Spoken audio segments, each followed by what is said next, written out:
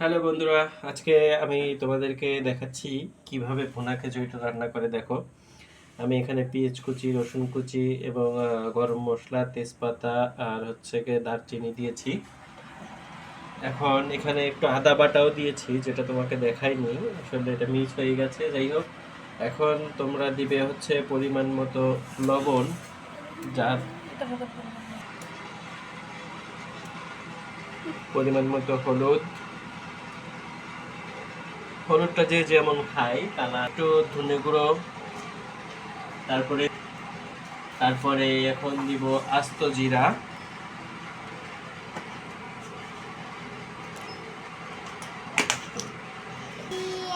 এরপরে দিচ্ছি একটু কাঁচামরিচ। কাঁচামরিচটা আপনারা চাইলে কেটেও দিতে পারেন, কারণ আমার কাছে পরিমাণ মতো তেল, যে যেভাবে খেতে পছন্দ করেন। তো এরপরে হচ্ছে এখন এটা হচ্ছে মূল ফিজিক্স খিচুড়ি রান্নার।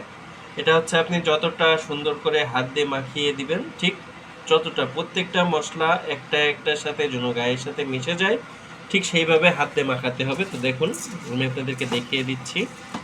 ঠিক এইভাবে সুন্দর করে আলতো আলতো করে মাখাবেন, দেখতেই পাচ্ছেন।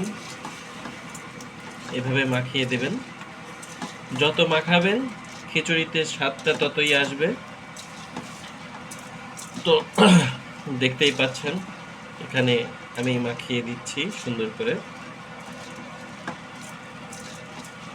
যা শেষ, এখন পরিমাণ মতো পানি দিয়ে এটাকে ঢেকে, মূলত হচ্ছে এখানে মাখানোর ভিতরেই হচ্ছে স্বাদটা আসবে। আপনি যতটা সুন্দর করে মাখাতে পারবেন, ঠিক ততটাই স্বাদ আসবে।